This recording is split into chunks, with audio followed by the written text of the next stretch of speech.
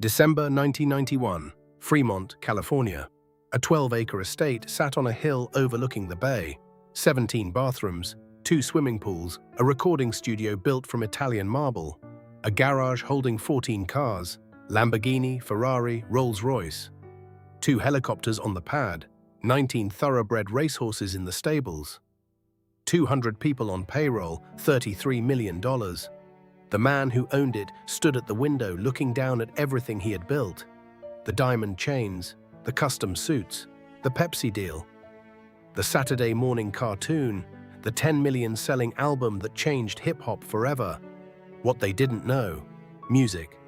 He started as a bat boy, 11 years old, Oakland Coliseum, the Oakland A's, Stanley Kirk Burrell.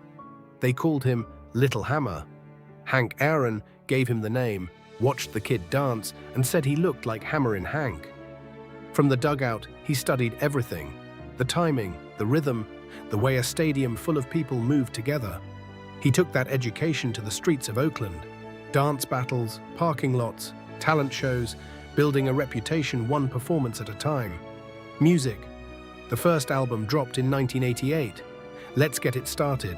It did fine, 2 million copies. Respectable, but not enough. Hammer understood something the industry didn't. Hip-hop was not just music. It was a visual experience. The dancing, the energy, the spectacle. He turned his shows into events that people had never seen before. Please Hammer, Don't Hurt 'Em arrived in 1990. 10 million copies, diamond certification, the first hip-hop album to ever reach that milestone. You Can't Touch This sampled Rick James and became the sound of a generation. The Pepsi deal followed, the Taco Bell commercial, the cartoon, the action figures. He was everywhere, music. Then the money started flowing and flowing and flowing. Hammer built a machine that consumed money faster than it could earn it. $500,000 a month. That was the payroll alone. 200 people, assistants, drivers, bodyguards, chefs, choreographers, childhood friends. 19 of them lived on the estate full-time. The mansion bled $1 million a year in maintenance. The thoroughbreds cost more than most people's mortgages. The cars, the jewelry, the parties. For every dollar coming in, 2 were going out. The math was brutal. The math was unforgiving. The math did not care how famous he was. Music. The cracks appeared slowly. A cancelled tour, a delayed album, a label deal that gave him pennies on every record sold. But the entourage still needed to be paid. The mansion still needed its upkeep. The horses still needed to be fed. Hammer didn't slow down. He couldn't. The image demanded more, bigger, better, shinier. The image was the product. The image was also the trap. Music. 1996. $13 million in debt. Chapter 11, Bankruptcy.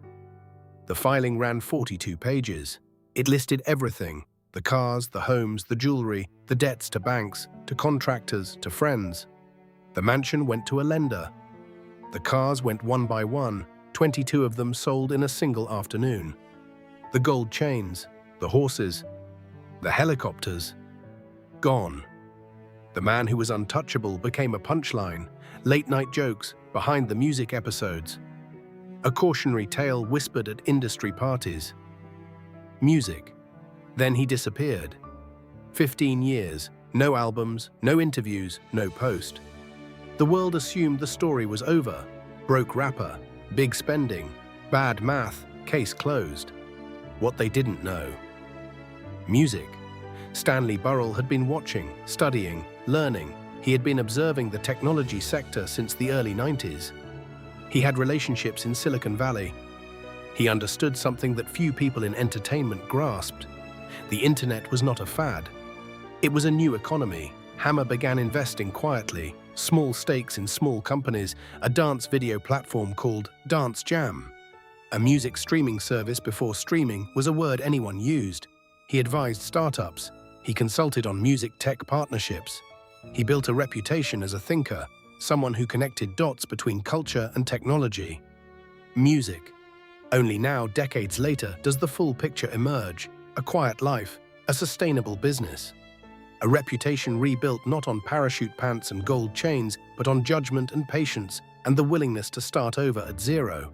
He mentors young artists now, not about money, about survival, about the difference between a brand and a bank account, about knowing when to stop performing and start living. The Diamond album sits somewhere in a vault. The mansion is someone else's home. The gold chains were auctioned decades ago, but the man who learned the hardest lesson in American entertainment history is still here. Not untouchable, not invincible, just wiser. And that, more than the Diamond album or the Pepsi deal or the cartoon, is the arc that matters.